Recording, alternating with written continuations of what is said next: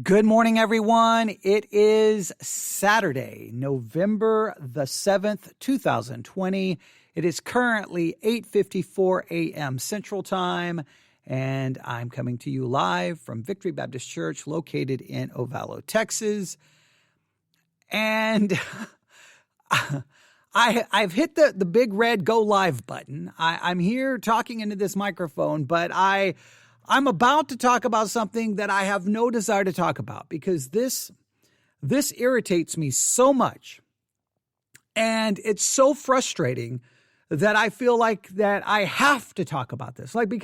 Because in my mind, I shouldn't even have to say the things I'm going to say. In my mind, that to speak to Christians, I should not have to say what I have to say. It's like, think about it this way. There are times if you're a parent, I think you'll understand this. There are times as a parent, you've told your child, 20 times, 30 times, 40 times, 50 times that no, you don't do that. We don't do that, whatever the case may be.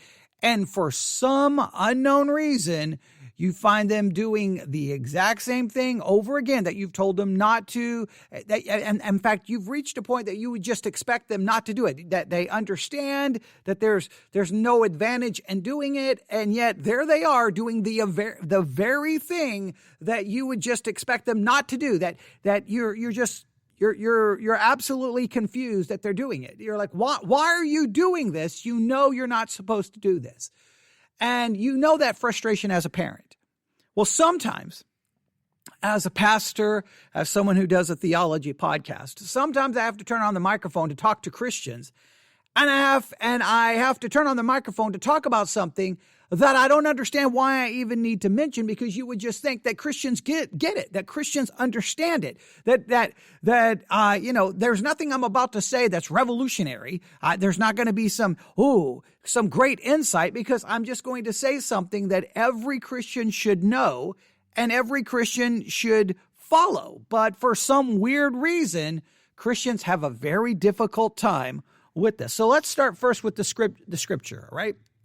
Because here's the scripture that every Christian should know and every Christian should follow. Are you ready? Ephesians chapter 4. All right? Ephesians chapter 4. This is very straightforward, very simple. Ephesians chapter 4, verse 25. Ephesians 4:25. Wherefore, putting away lying, speak every man truth with his neighbor, for we are members one of another. Ephesians 4:25, wherefore put away lying, speak every man truth with his neighbor, for we are members one of another. I don't know that's not one of those verses that you say, well, I don't think it really means that. And I think we need to look up the Greek, and I think we may even need to look up Hebrew. We may need to look up Aramaic. No, I think this verse is not really saying that. No, it's very straightforward. All right. It's very straightforward. There's no way to get around it. As a Christian, stop lying and speak truth.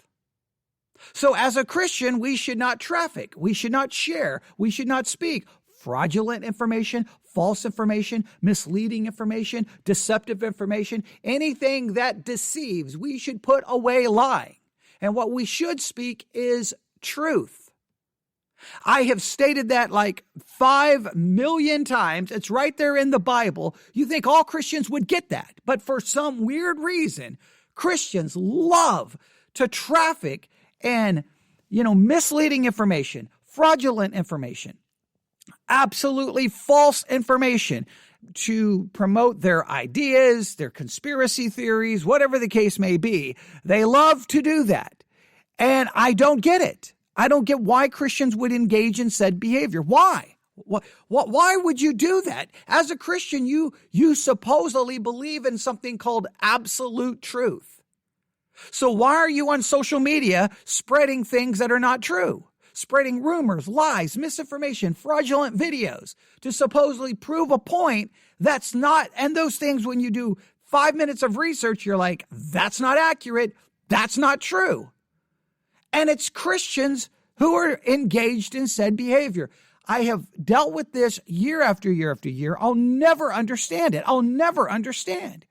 I'll get emails from Christians making all kinds of claims about it doesn't matter. If I say something about a vaccine, I'll get the anti-vaccine Christians sending me all kinds of information. You start researching it, that's fraudulent. That's not true. That's not true. That's not true. Why did they send it to me without first fact checking it? Right? Or there'll be something that's true, but then they make a claim about whatever is true that the truth doesn't actually support.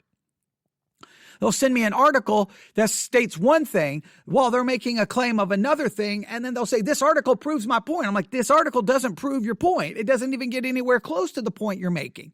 Your claim goes far beyond what the article supports and what the article proves. So why are you doing that? You're misleading. You are lying.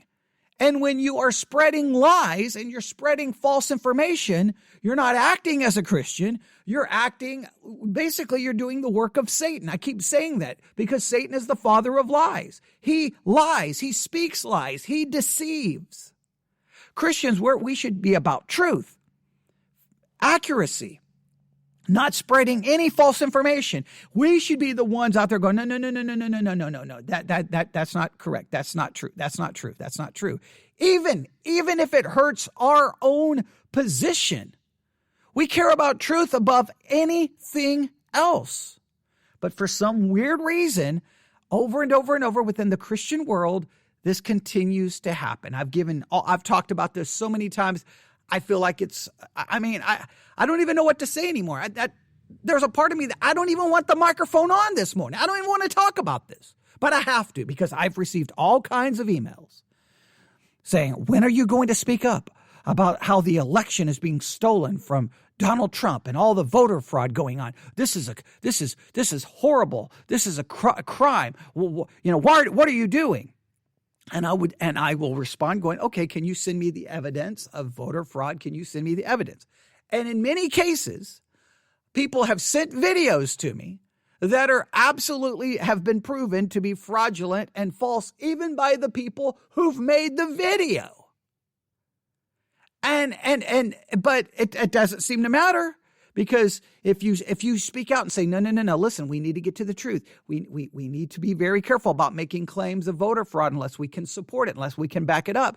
The minute you say something like that, you are attacked and called names. Albert Mohler, he has a podcast called The Daily Briefing, and he's very well known in the Southern Baptist Convention. He came out and basically said, hey, we've got to be careful as Christians not to be making, basically unprovable accusations about voter fraud. We've got to be very careful about what we say.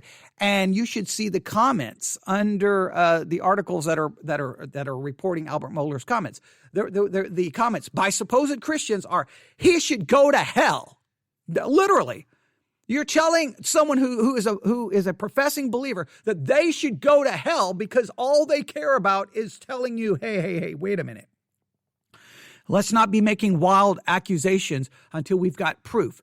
And that deserves someone telling you to go to hell? Really? Like now we're going to use the idea of an eternal hell to threaten people who are, I guess, our political enemy? Is that where Christianity has reached? And basically all the comments would say, I can't even repeat some of the comments because they used obscenity, but basically he's ungodly, he's compromised, he's, working with Satan. Just crazy comments. And I'm like, that's the Christian world now. The Christian world has lost the ability to use discernment. I don't get why Christians go down this path on every subject. It's like, oh, here's the path that's marked crazy conspiracy filled with lies and misinformation. That's the path I'm going down.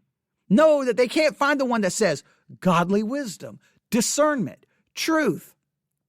Be slow to speak, right? Just basic biblical ideas. But no, we cannot do that. So I'm going to talk about this. I'm going to do this as quickly as I can because I don't want to talk about this. It's like when you get so frustrated with your kids, like, I don't even want to talk about it anymore. I'm done. I've told you 9,000 times. I'm done talking about it. I'm finished. All parents have reached that. Just you're exhausted, and I'm exhausted and having to try to tell Christians, care about the truth, speak the truth, stop being insane. But for some reason, it doesn't work. And it's like, it makes you just wonder, like, what is Christianity anymore? If Christians don't care about, look, we live in a world that has abandoned truth. We live in a world that took truth out back and killed it. They don't believe in absolute truth. It's Christians who have to be the ones going, no, truth exists. And we believe it, we speak it, we defend it, and we will not share fraudulent misinformation because we are Christians. But no, the Christian world is just as infected with this, I'll say, a war on truth. The war on truth, I mean, we used to talk about the war on truth being outside of the church. I think Christians have declared a war on truth. Any truth that they don't like is fake news. I'm so sick of hearing that. Like, if you don't like the report, fake news, fake news. So now anything that you don't like is fake news. It doesn't work that way. It's fake when you have absolute provable information that demonstrates that's fraudulent. Then by all means, expose the lie. I'm all for that. But we can't do it with fraudulent information. All right, so here we go. Clearly, it's Saturday. It's November. I've already forgotten the date because I'm so frustrated. It's November the 7th. All right. And we still don't know at this moment who the president of the United States of America will be. Then is it going to be Donald Trump? Is it going to be reelected? Or is it going to be Joe Biden? Now, according to everything that we are currently looking at, it looks like Joe Biden is not only going to win, he's going to probably end up with over 300 electoral votes. And so he's going to win. Now, maybe that's not going to happen, but that's what it looks like right now. And as this is going on, people all over America are running around saying, hey, the only reason Joe Biden is going to win is because of voter fraud. This election is being stolen. The whole thing's been rigged. The fix was in. Donald Trump's being robbed. We have to take a stand. We've got to speak out against it. Now, let me state this as clear as I can. If you have evidence that voter fraud occurred, please bring that evidence forward to the city, state officials. Report it, show it, demonstrate it, contact lawyers, do everything you can to expose. If any voter fraud occurred, it needs to be exposed. People need to be held accountable. Votes need to be that they reflect the truth. I am all for it. If voter fraud, if anything happened that is, and there was enough of it that would literally that would flip the vote back to Trump's favor and he would be reelected. I don't care if it's Trump. I don't care if it's Biden. I don't care. I truly don't. What I care about is truth, right? So whoever truly won the election, I want them to be the president. I don't care what political affiliation they have. I don't care. I don't care if it's a congressman, I don't care what it is. A mayor, I don't care. If whoever won the vote fairly, because all the actual votes that were legally filed are counted, then I want that person to be the president, because that's the way a democracy works, right? The people choose, and whoever the people choose, they should be elected and take office, as long as it's fair and accurate. But if it's not, then I want it overturned. And I want people who are a part of the fraud, a part of the conspiracy to cheat and steal, I want them to be held accountable. It's that simple. So I don't have a side here. My side is truth. I'm not here for Trump. I'm not here for Biden. I think the whole political mess. I think the whole political system is corrupt in the sense that I think politicians are far more in it for themselves than they are for us. I think they use us to get the position and get the power. But I could go in all day about my political ideology. Again, I'm a Christian. I'm outside of that. But I listen. If voter fraud is occurring, I want it discovered. I want it exposed, and I want it dealt with. But if voter fraud is occurring, so first you got to prove it, and then second, you've got to demonstrate that there was enough fraud, enough cheating that would flip the vote back to the other side. So in other words, let's say there was 1,000 ballots that were improperly filed, or they were rigged, or fixed, whatever the case, fraudulent, whatever the case may be, and you throw out that 1,000. All right, you throw out the 1,000. Well, if Trump is losing by 20,000, that's not going to fix it. So in other words, if he's losing by 20,000, you've got to prove that there's enough fraud to call into question, that calls into question enough that would say, see that 20,000 lead, that doesn't really exist because we've got proof that there were 40,000 improperly filed ballots or they were fraudulent or whatever the case may be. So that's enough to call into question the results. It's very simple, right? So if you prove fraud, you got to prove that there was enough fraud to then overturn the results. I'm all for finding it, but it's got to be by truth. Let me give you an example of some of the things that are going on, right? And this is just embarrassing. This is just embarrassing. Here we go. Here's one article just to explain it. Eric Trump, all right, one of Donald Trump's sons. Eric Trump keeps falling for fake ballot hoaxes. So Eric Trump is out there on social media tweeting out these supposed videos that shows supposedly fake ballots being filed, showing that, hey, that the election is fixed and my father is being robbed, from becoming president. He keeps falling for these fake ballot hoaxes. These things are hoaxes. Right? The footage is being cited as evidence of widespread voter fraud. Now, if you're going to share footage that supposedly shows evidence of widespread voter fraud, and then it's revealed that the video you're sharing is fraudulent, then you're not proving widespread voter fraud. You are proving widespread fake video fraud, and you bought it and you shared it and you own it now. Right?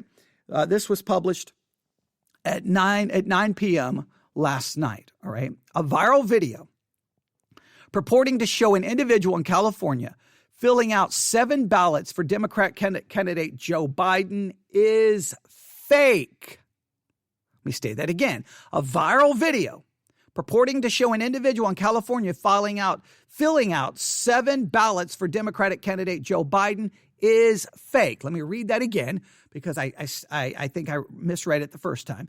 A viral video purporting to show an individual in California filling out 7 ballots for Democratic candidate Joe Biden is fake.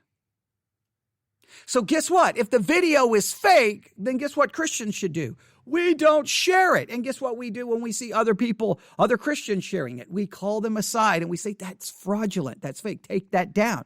We don't let people in our church do that. We don't let people in other churches do that because they're Christians and we want them to show forth the truth because they're Christians. The article goes on to say the footage was originally posted to TikTok, but has since been deleted, circulated on Twitter Friday and was used as evidence of widespread voter fraud. So it was originally posted to TikTok. It was deleted. Now it started circulating on Twitter on Friday, and it's being used as evidence saying, look, here's widespread voter fraud. However, in fact, here's some of the tweets right here. There's examples of tweets. Urgent voter fraud alert, calling on all Trump supporters. Please retweet this before Twitter takes it down. This needs to be investigated immediately. All right. And they've got, at real Donald Trump, at Donald Trump Jr., Eric Trump, GOP chairwoman, election results 2020. They've got all their, all that set up. All right, let's continue. But the TikTok user who first posted the video has admitted, now here's the person who first posted it. So they would know. They admitted that the video didn't feature real ballots, and it turns out that the footage is actually weeks old as well. Speaking, the person who created the video stated that he filmed himself on October the 12th, filling out sample ballots as part of a joke. The TikTok video was political satire using sample ballots anyone can print at home.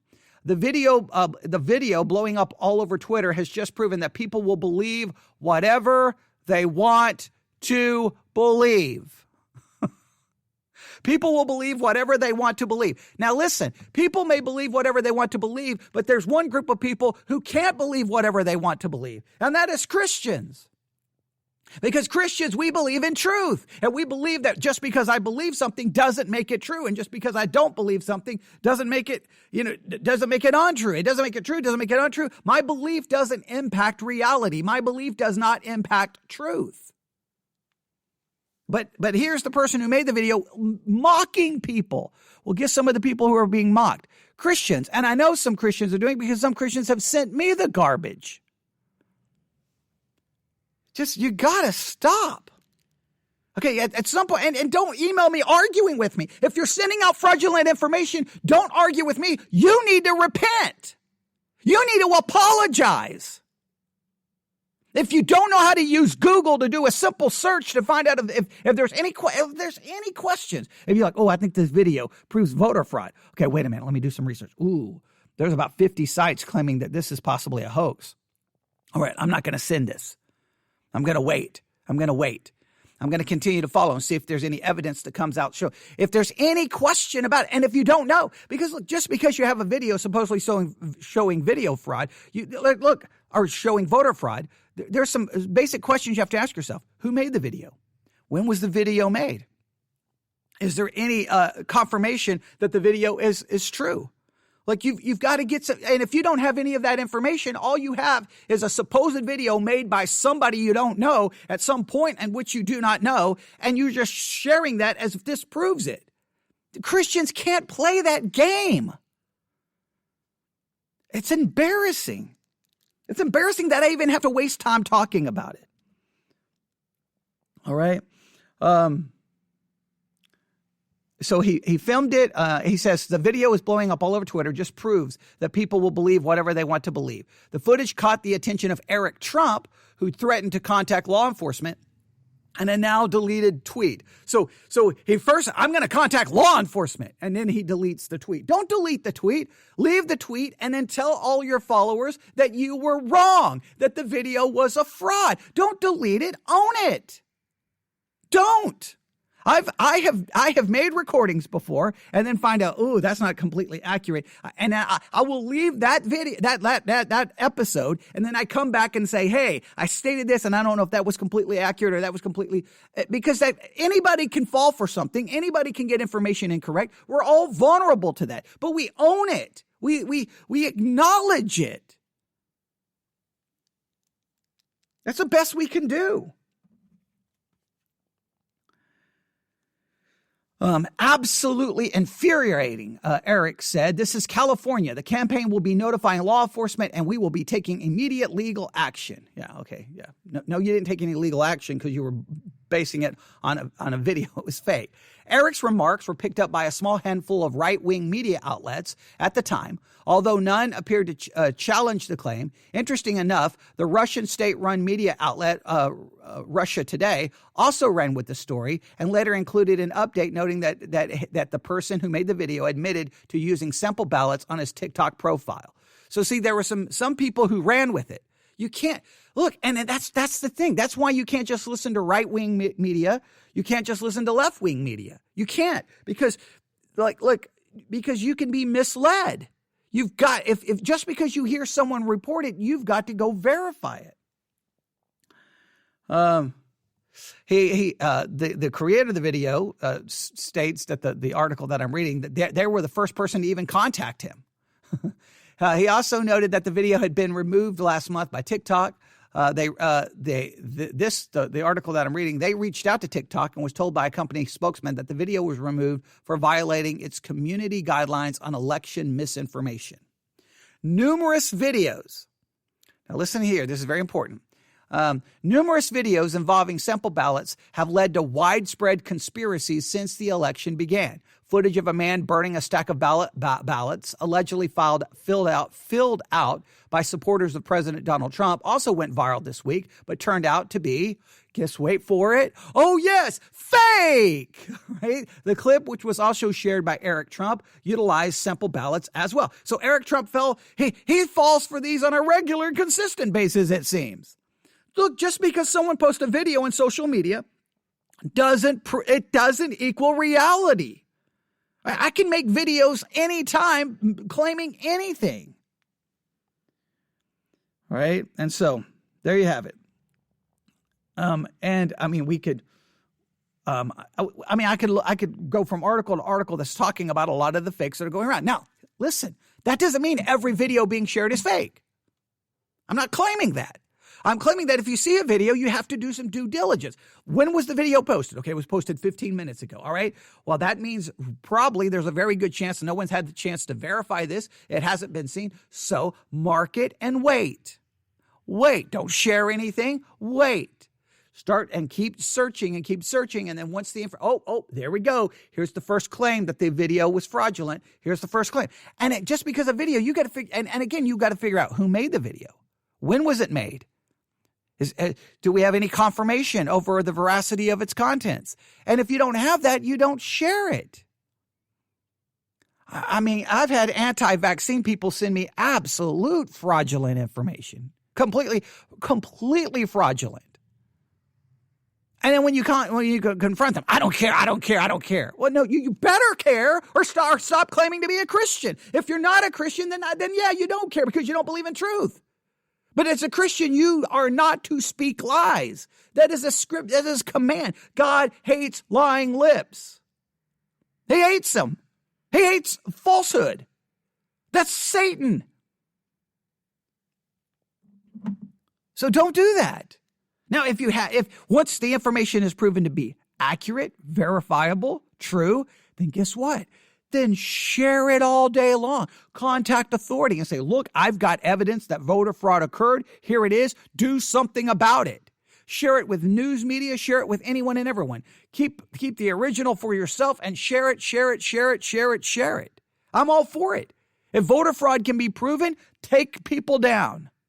I don't care which side does it. If it's proven that Donald Trump, there were people that were manipulating ballots and doing things illegally to support Donald Trump, they should be exposed. If it's proven they were doing it for Biden, they should be exposed. I don't care who it is. I don't care what side it is.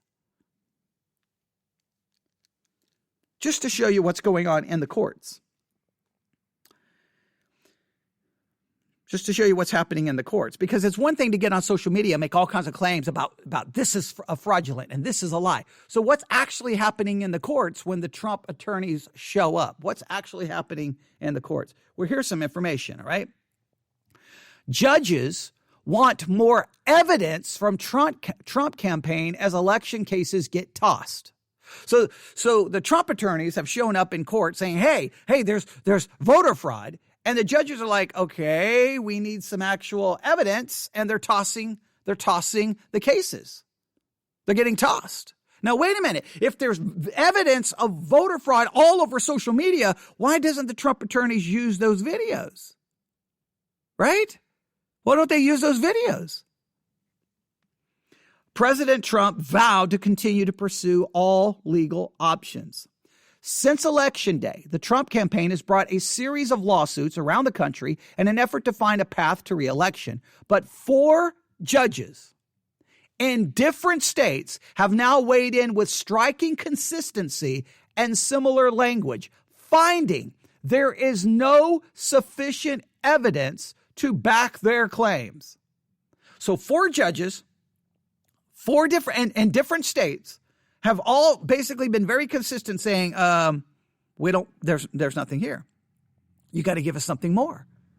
All right. Now, again, if supposedly there's videos all over the internet proving it, why didn't the attorneys show up to court with videos from YouTube or TikTok? I mean, that proves everything, right? I mean, if you see a video on YouTube, that can prove that a mass shooting didn't really happen. I mean, hey, you can prove any conspiracy theory on YouTube. I mean, I don't know. Attorneys, instead of going to law school, they just need to go to YouTube school and just know how to find all the videos on YouTube. You can prove everything.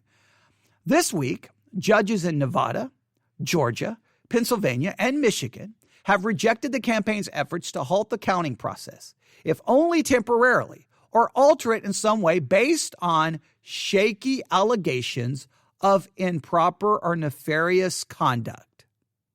So the judges have rejected their efforts. They've rejected it. Why? Because it's based on shaky allegations. When Trump's lawyers took their complaint about election observers being denied sufficient access to watch the processing of ballots, U.S. District Judge Paul Diamond appeared startled when the lawyers then acknowledged that the observers had in fact been permitted within 15 feet of the poll workers. So they said, hey, these observers, they weren't allowed. But then they acknowledged that they were allowed within 15 feet of the poll workers. So the judge said, I'm sorry, what's your problem? So they showed up and make a claim, and then they really acknowledged that their claim wasn't completely accurate. So the judge is like, what's the problem then? In Georgia this week, a judge rejected the campaign's efforts to force one of the counties to separate and account for late arriving ballots over a concern that the county may be mishandling ballots and allegations based on an incident involving one out-of-state poll worker involving just 53 ballots. The judge said he saw no evidence to back up the claim. Now, again, there may be something going on. There may be some things that happened that didn't happen correctly or happened in a fraudulent way. But if it's only 53 ballots, that's not going to fix anything. So you've got to show widespread fraud. Now, again, you may believe that it happened. You may be convinced. All right, but keep that to yourself until you can prove it. If you're speaking with fellow believers, you can say, I'm struggling here. I don't know if I believe this. Okay, we can talk. Just don't be out there making wild allegations that you cannot back up. Just hours later, a Michigan judge denied the campaign's effort to halt absentee ballot counting. In one of the counties, over allegations that Trump campaign observers were not given meaningful access to observe the process. Come on now, the Michigan judge, Cynthia Stevens, said while looking over the evidence presented by the president's lawyers, which alleged a poll watcher had been instructed to backdate late arriving mail-in ballots to make them count. What I have here at best is hearsay. So the judge is like, come on now, you're making a claim here that a poll watcher had been instructed to backdate late arriving mail-in ballots, and all I have here is hearsay. You got to give me something more than hearsay. And that's how the legal system works. And you better be thankful the legal system works this way, or anybody could just make any accusation against you, and the next thing you know, you'd be in prison. You need more than hearsay. You need evidence, right? Innocent until proven guilty. I love that idea, okay? Most recently, a judge in Nevada on Friday night denied an effort to toss out signature verification machines in Clark County, home to Democrat stronghold in Las Vegas, based on what the campaign said was lax procedures for authenticating mail-in ballots. U.S. District Judge Andrew Gordon said he didn't think the Republican Party arrived in court with sufficient evidence to support its claims. As part of the lawsuit, the Nevada GOP also attempted to get closer-up access for observers, similar to demands in Pennsylvania and Michigan. The party's lawyers argued that observers should be close enough to hear everything poll workers were saying. The judge pushed back, asking what they would do if someone was soft-spoken. At what point does this get ridiculous, the judge asked. So far, the localized incidents that the campaign has used in an effort to elevate allegations of misconduct have been unable to convince judges to grant the campaign the large-scale relief it is seeking. The president and his allies have nonetheless continued to insist that they have evidence of misconduct at press conferences and on social media, right? And then let's see here.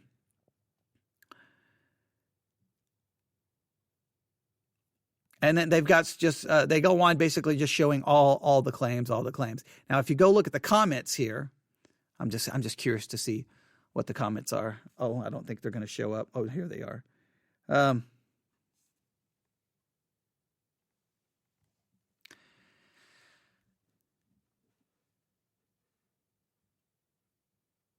Yeah, I'm just looking here at some of the comments. Most of the comments here are pretty rational. I think they seem pretty rational. So I'm not going to sit there and go through them. There's like 1,000 comments, so I'm not going to sit there and try to read them online. Or I'm not going to try to read them online while I'm trying to talk to you. I'm not going to do that because that would be pretty much a waste of time. And I bet you there are some comments there that are well thought out, and there's some comments there that are probably crazy. Now, that article comes to us from ABC News.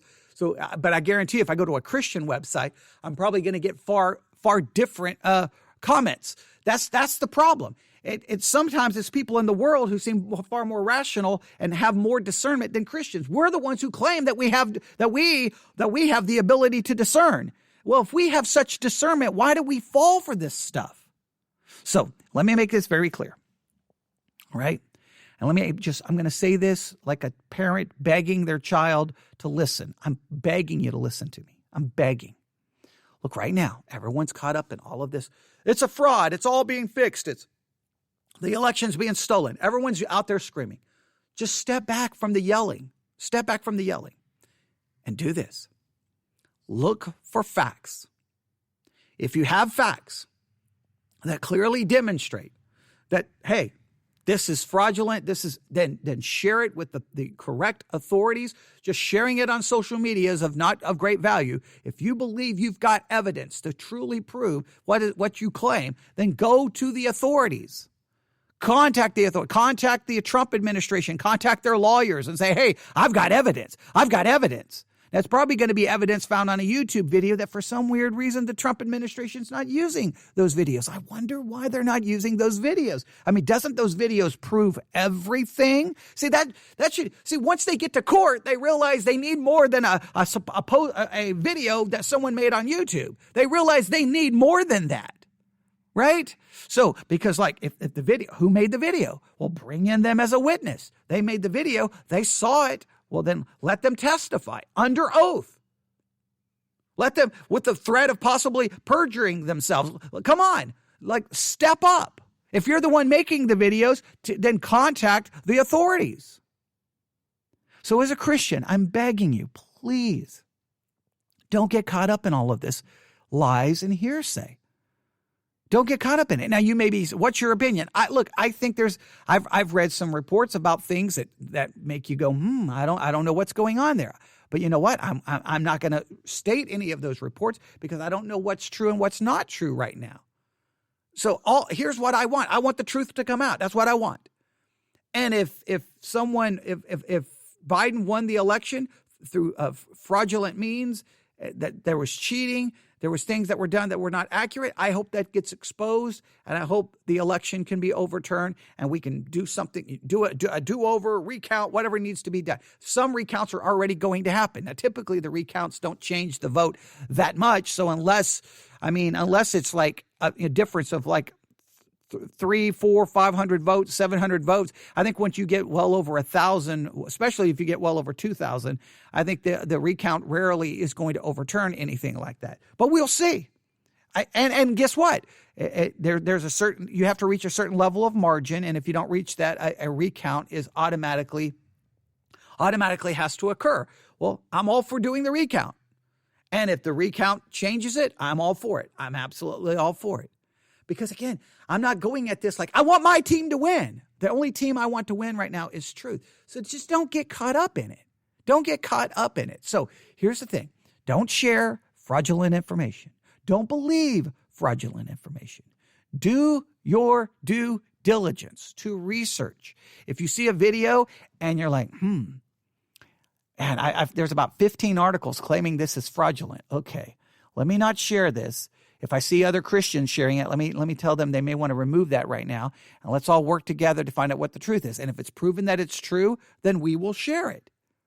We will share it.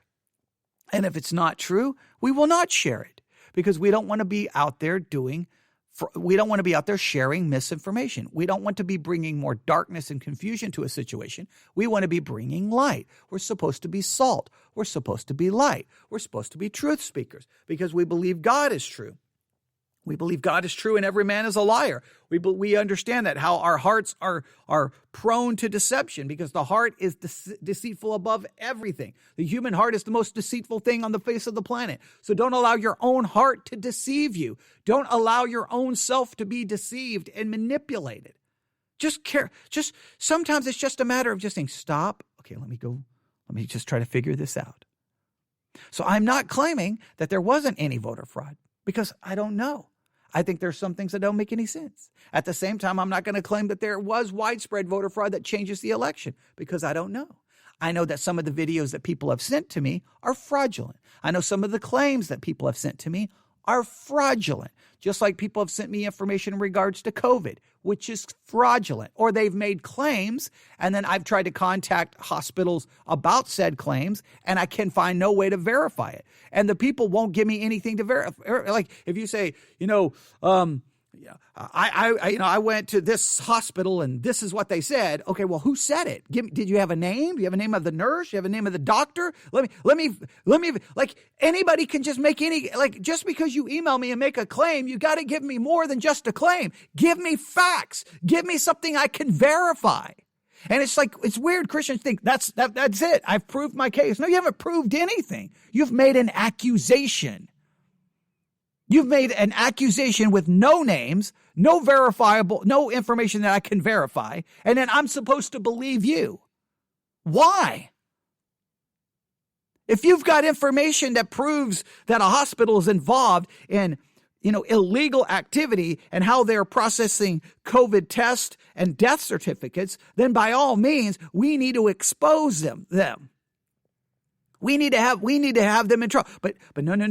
No, I don't need any proof. I can just make the claim. And I'm not. And the Christians who email me, none of them have taken any steps to do anything about it. I'll end with a good example of how this stuff happens within Christianity. And I've talked about this in other podcast episodes, but I'll share it here. One day I was listening to a sermon from a church located here in Abilene, Texas. I'm not going to give the name of the church in this episode. In previous episodes I did, but I'm not going to here. So I've listened to a sermon, and in the sermon, the pastor wanted to really emphasize, all the things that the church is doing, and we're trying to change the world, and really kind of just elevate themselves and their ministries. And one of the ministries they wanted to elevate was the bus ministry. That, hey, other churches don't have bus ministries, but we have bus ministries, and we're going and we're bringing kids from all walks of life who are suffering all kinds of horrible things, and we're bringing them to the church. And he mentioned a child who supposedly the pastor knew was being abused, I think physically and possibly even sexually, and that they knew the child's being abused, and they pick him up on the bus and bring him to the church. And I was like, well, wait a minute, you know the child's being abused. So and you're mentioning this live on the internet. So what are you doing about it? What are you doing about it? And to me, it just ringed. It just had this feeling that, wait a minute, this seems like he's just making a wild-eyed claim here. This seems absolutely fraudulent, right? Because again, if I was a member of that church, I'm like, Pastor, who's the kid? We need to contact the authorities now. We have a responsibility. If we know a child is being abused, we have a legal and moral responsibility to contact the authorities. Why are you just preaching it? You should just leave the pulpit and call the authorities. Like I couldn't even understand what was going on. So I immediately contacted the church going, wait a minute. You have a child in your church who's being abused? And the way the pastor spoke of it is like the abuse is continuing. Well, what is the church doing about it? And they wouldn't respond to me. So I emailed again. I emailed again, and I emailed again, and I emailed again. I emailed probably 20 times, and I could not get any kind of response. They didn't even take down the sermon. So I contacted the Abilene Police Department.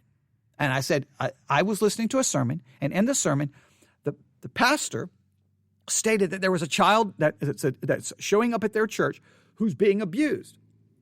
The pastor did not state that this was happening in the past. He was stating it was happening in the present, that it was ongoing. He made no claim that they had contacted the authority. So there's a child at this church who's being physically and sexually abused, and I guess no one's going to do anything about it. It's just being used as a sermon illustration. So, and they said, do you have the sermon? I'm like, here's the sermon. Here's the timestamp. Boom. So I contact the Abilene Police Department. I think within 24 hours, guess what happened? Sermon disappeared. Now, why was the sermon taken down? Why was the sermon taken down? Because why was it just removed? You know why? I can't verify this because the church would never contact me back. But I can almost guarantee it was the pastor just up there exaggerating, using hyperbole to make some point, to make their bus ministry look like that they were doing something great, when what it really looked like is they were complicit in an actual crime is what it made it look like. And guess what? They didn't come back and issue a statement that, hey, in a previous sermon, I made a statement, and you know what? I wasn't completely truthful. I exaggerated. Look, I got no problem if a pastor admits that. I don't believe the pastor should be crucified or stoned, because we all make mistakes. We all fall. Look, we fall for misinformation. We share misinformation, but we do the best we can to not do that. That's fraudulent information. So the pastor was just making up a story. You cannot do that. I remember when I was a very young Christian, this was my first exposure to this in Christianity. I'd only been saved maybe, 6 months, maybe a year. And my pastor took me to a big Southern Baptist conference in Dallas, Texas. It was big. There were hundreds, I don't know how many, not hundreds of thousands of people there. I can't remember. It was a big arena, and there was a lot of this preaching, and there was a lot of good things. I was very excited because there was preaching. But someone at that conference used some emotional illustration, that tugged on the heartstrings and tried to get you to cry. And it was a powerful illustration, right? Powerful illustration. I don't know if the story the person was telling was true or not. I mean, sometimes I've heard pastors, I'm like, I've heard that story told by like 7 different pastors. They all couldn't have experienced that. But okay. But so he tells this emotional story. Well, the following Sunday, we're back at our church here in Tuscola, Texas, not far from where I'm sitting right now. And the pastor stands behind the pulpit and tells that illustration. All emotional. He does the crying, the little voice shaking, giving all the emotion. He's going all in. But guess what's interesting about how he tells the illustration? Told the illustration as if it happened to him. And so after the sermon, I confront him like, that didn't happen to you. It happened to the pastor we heard. He's like, you're just straining at a gnat. You're straining at a gnat. And I'm like, so now truth? So now you can just lie from the pulpit and make up stories? You can just lie straight up, just make up a story from the pulpit? You can just lie? That's not right. You can't stand up behind the pulpit and just make some claim about, I don't care if it's about the election, I don't care if it's about COVID, I don't care about what it is, unless you've got verifiable information. If you don't, you are lying. When Christians become the source of misinformation and lies, then Christianity has stopped being salt and light. When it's Christians who are spreading conspiracy theories, when it's Christians who are spreading false information, it's Christians who are spreading misinformation. I don't care what it is. If you're spreading misinformation about the election, about COVID, about vaccines, whatever, I don't care what it is. If your information is fraudulent, you're not being salt and light. You're doing the work of Satan. And that's something that we should all strive to avoid. Now, we've all fall short. I'm not here acting like that. I've got it all figured out. When I was a young Christian, I probably, especially because they kept putting me behind pulpits to give my testimony. Clearly, there were times I could look back and go, I don't know if that was not completely accurate. That may be a little bit more exaggerated, or I may have worked the timeline a little bit so it would get a better emotional impact. And I realized a lot of that stuff, and realized that I was being used and manipulated, and realized that I was even being told where to cry. I was even being told, well, right here would be a good time to cry. It'd be a good time to cry. If I'm going to cry, it needs to be real, it needs not to be fake. So I was even, in some cases coached in how to give my testimony so it would have a greater emotional impact. That's not Christianity. That's showmanship. That's fraudulent. We just can't do that. We can't do that. That's all I'm asking. Just speak the truth. Tell the truth. And when we fall short, we fall short. And sometimes we have to admit that we got it wrong. And that's embarrassing. It goes against your pride. It goes against my pride. I don't like it. There's nothing worse than being exposed as your sin being exposed or whatever. No one likes that. It's hurtful. It's hard. No one likes it. It's happened to all of us.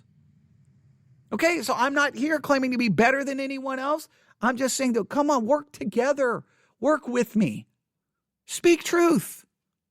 Okay? Just tell the truth. And if you got a video and you're like, oh, I saw this on social media. Well, congratulations. Seeing it on social media does not make it true. Guess whose job it is to verify it? The Christian.